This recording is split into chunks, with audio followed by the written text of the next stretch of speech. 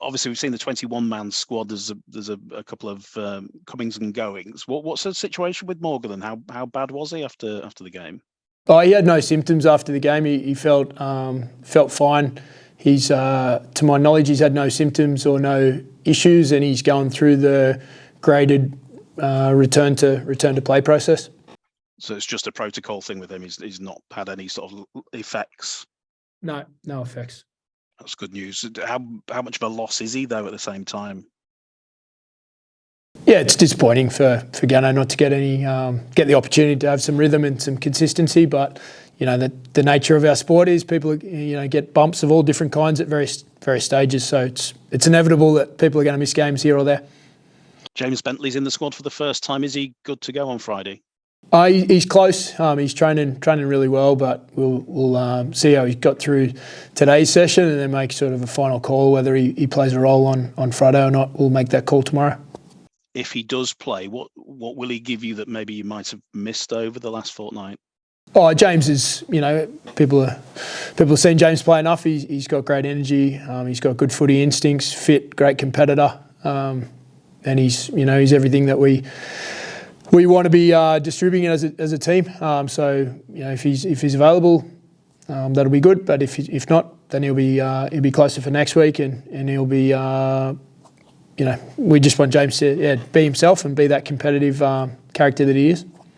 You mentioned how competitive he is. He doesn't lack desire, does he? The fact that if he does play, it'll be against his former side. Would you expect a few extra percentage marks in desire if he does? I don't think so. He plays at the same intensity pretty much every week. I think James he crosses the line and he's there to win. And I think he'd have fond memories of playing over there. But both times he played against them last time, he played hard, but played pretty well too. The other James, McDonald, how close is he to making his debut? Yeah, he's been close for a little while, and he's had a few bumps and bruises and a bit of illness that sort of set him back at the back end of the pre-season and the opening round. So, he's in the picture, and he's in good shape and ready to go now. When he does make his Super League debut, what do you expect to see from him? Because there's a lot expected of him. He's a good competitor. He's tough, physical, out of that Wigan academy system that's brought through so many really, competitive, tough, fierce competitors. He's really out of that mould. He's got some good leg speed, and he can break tackles in his own way as well. He's not just a hole running sort of back rower. He doesn't mind the ball in his hands early, and he's got some good footwork, and he's got a good motor, and he competes hard. So is there any, when you're looking at your squad at the moment, we were just talking to Lee Radford at Castleford about how challenging his side is to select week to week at the moment. What are the sort of challenges that you're weighing up week to week, or do you feel like you've got quite a bit of continuity there at the moment? I guess each coach has their own sort of philosophy and stuff around team selections. Some coaches like to keep the same team all the time. I'm probably out of the school of trying to build a squad and having players ready when needed. So sometimes there isn't a big separation from your number 15, 16, 17, 18, 19, 20 on your roster are somewhat similar standard at times. So you can, and from one week to another, one might be a bit more ready to play. So I'm probably from that mould, a little of trying to build a squad. And so each week you're assessing who's most ready to play and what the team needs, rather than, just going with the status quo all the time. Obviously, we haven't started as we desired, so we're also trying to find our best combinations, and with having a lot of new players into our squad, and even existing players from last season that didn't really play much together. We're still a work in progress. And in terms of Saints, some people expected there might have been a hangover from the World Club Challenge last week. There certainly wasn't at Cass. So what do you expect from them with the big homecoming over there a week further on from that World Club Challenge game?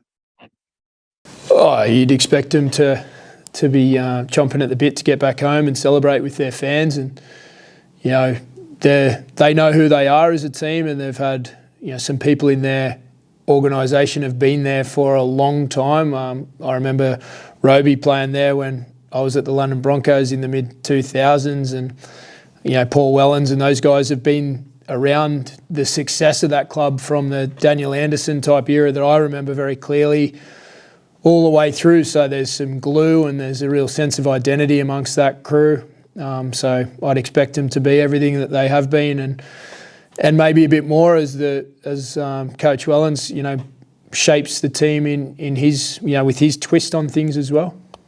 But at the same time, and lastly for me, it would be a great way to kickstart your campaign, wouldn't it, over there? Oh, no better way than to play well this week and have a crack at the world champions. It's a great opportunity for us. You mentioned some of the people in the squad, James McDonald not being far off. What's the situation with Sam Walters? Not seeing him in the 2 games so far. Is he close to getting an opportunity? Yeah, Sam's in the picture. He had a solid pre-season. He trained really well. Played some good patches in the pre-season games. He had a little bit of illness and a couple of niggles that knocked him about at the back end of the pre-season. So the others just got first opportunity. But yeah, Sam's right in the picture. Do you see him more as a middle now than a second rower or a back rower? I think that's been the case for months now, that I've seen Sam more as a middle that maybe could play edge at some stage down the track. But yeah, I see him as a middle for now. And did Liam Tyndall impress you for Bradford last week? I saw he was among the try scorers. A good win for them. Yeah, he took a nice finish and scored a try, and he did his job overall, I think, in a big win for the Bulls. Liam did a good job. You mentioned that you were I think you said work in progress. Do you know how long would it be before you expect to be firing on all cylinders? I'm not Nostradamus, that's for sure. I don't know what does on full cylinders mean. It's trying to find a good level of performance every week to give yourself a chance to win and get enough results go your way that you get a chance to really, you want to be firing on full cylinders at the end of the year. There's a lot of teams that have, over the years, that start like ours on fire and fall in a heap. Obviously, we haven't started great, but hasn't been all bad, despite the 0-2 sort of win-loss. Yeah. How close do you feel you are to that? It was a step forward last week, do you think?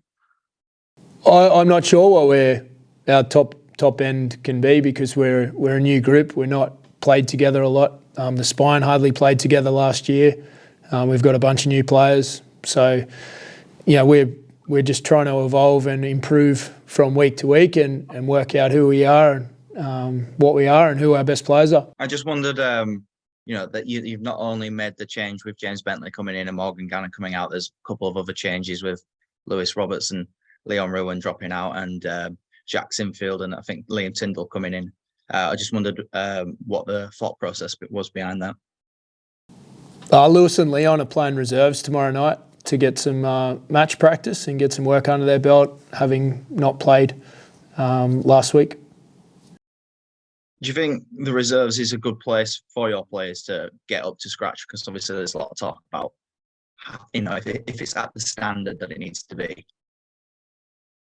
I'm not going to make too many comments about the reserves competition. I think, we have multiple different ways to get players that aren't selected in the Super League team a game. That's championship, dual reg with Bradford, loan somewhere, reserves, academy. So we'll do what we think's right for each individual player to keep them improving and keep them ready. How impressed have you been with Tom Holroyd this season? I thought, especially against Hull FC, he looked like a really good young prop forward.